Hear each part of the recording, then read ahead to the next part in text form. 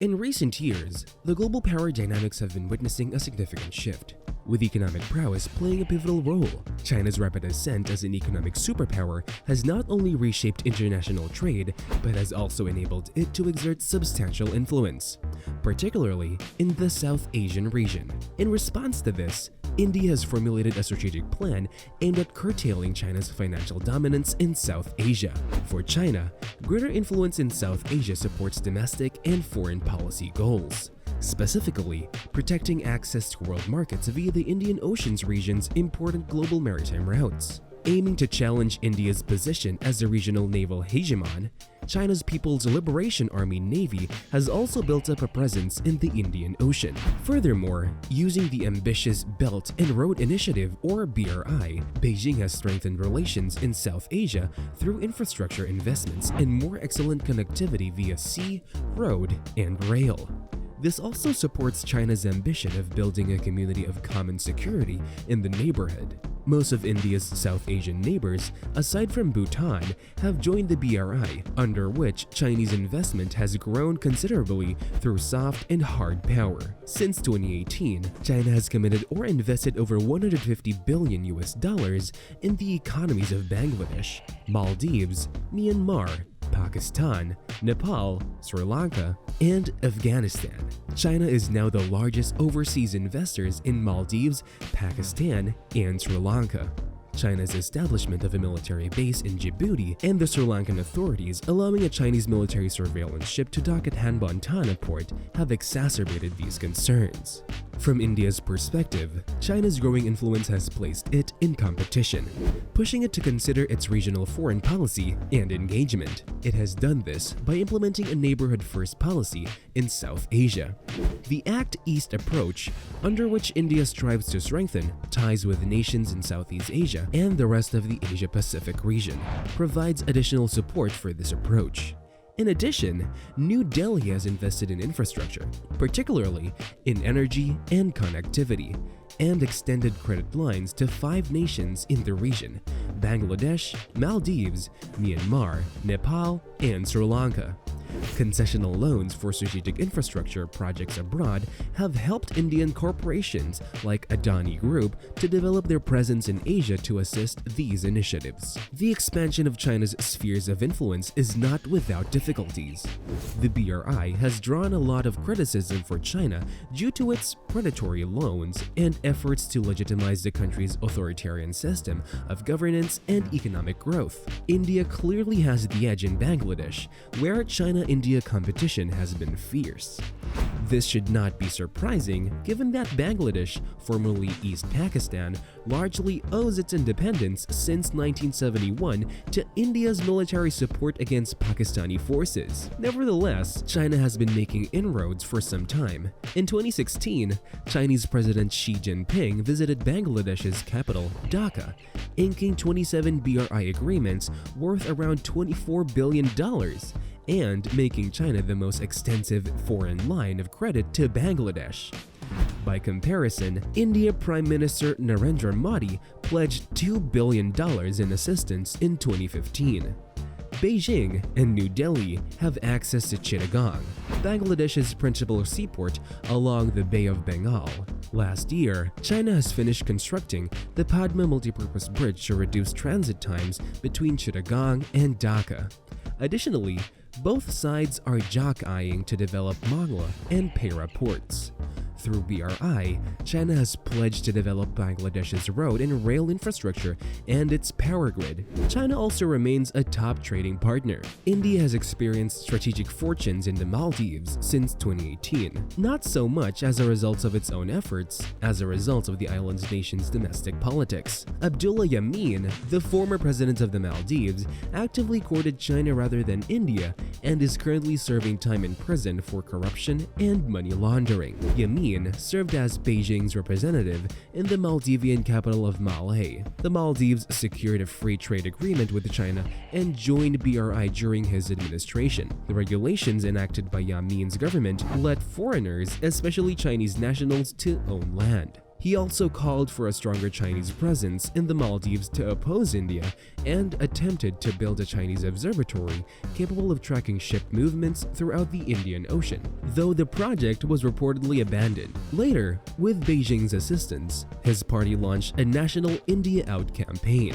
However, Yamin's successor, President Ibrahim Mohamed Salih, has radically changed course, pursuing an India-first strategy while continuing to engage China on BRI projects, albeit less aggressively than Yamin. In August 2022, during Salih's 4-day trip to New Delhi to meet with Modi, India provided the cash-strapped Maldives with a $100 million credit line to finance infrastructure and other projects, including the building of the Great Malay Connectivity Project, a bridge and road system that will link Malay to 3 other islands. This undertaking will be comparable to the bridge China built in 2018, connecting the capital with 2 other islands in the Maldives. Since 2021, India and Nepal have also renewed relations. Modi met then Prime Minister Sher Bahadur Deuba, an Indian-friendly Nepali Congress Party member, twice in 2022, once in New Delhi and once in Lumbini, Nepal, revered as Buddha's birthplace. The 2 leaders signed various agreements on trade, transit, and energy. This suggests that even under favorable circumstances, Beijing cannot prevent or limit Kathmandu from engaging productively with India. Like in the Maldives and Nepal, Sri Lanka's recent domestic politics has also been a boon for India. The ousting of Sri Lanka's pro-China president Gotabaya Rajapaksa after the country's debt crisis brought President Ranil Wickremesinghe to power. Wickremesinghe recently visited Modi in New Delhi and signed economic and energy agreements. That India was the first country to offer a bailout package to Sri Lanka did much for neighborly goodwill. What's more, India's offer of $4 billion in humanitarian and financial assistance eclipsed Beijing's support for $2.9 billion through the International Monetary Fund, which not only was delayed but also came within the awkward context that China still owns as much as 20% of Sri Lanka's foreign debt. The Sino-Indian competition in South Asia stands against a backdrop of systematic China-US competition. This unstable environment offers smaller South Asian countries who might be concerned about the asymmetry of power in India's favor in their bilateral relationships, opportunities to use offers from China to get a better deal with India, and vice versa. However, this risks them being drawn into regional and global geopolitical rivalries and could lead to pressure from all sides. After all, as the example of Nepal shows, achieving a balancing act is difficult.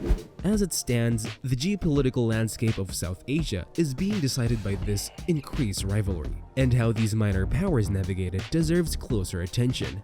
If India fails to prevent Chinese influence from deepening across South Asia, it could jeopardize the US Indo-Pacific strategy.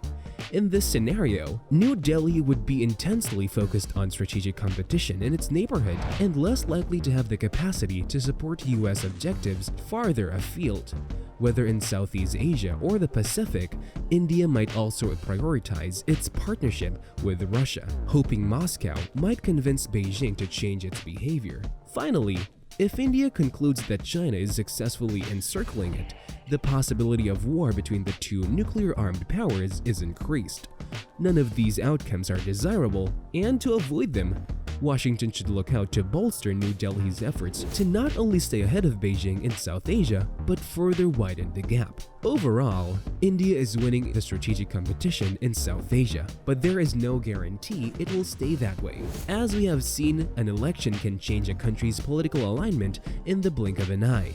And China remains a formidable player, not least because its economy is more than 5 times as large as India's. China's ties to Pakistan are deep and close. Its engagements with the Taliban in Afghanistan are growing, and it has a robust economic presence in Bangladesh, the Maldives, Nepal, and Sri Lanka. Beijing's interest in developing the port of Kyaukphyu, Myanmar, has potentially significant implications for India's maritime security. India's plan to counter China's financial dominance is not without challenges.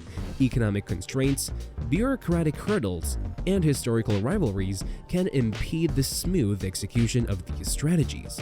Moreover, China's substantial financial resources and existing projects in the region pose formidable competition.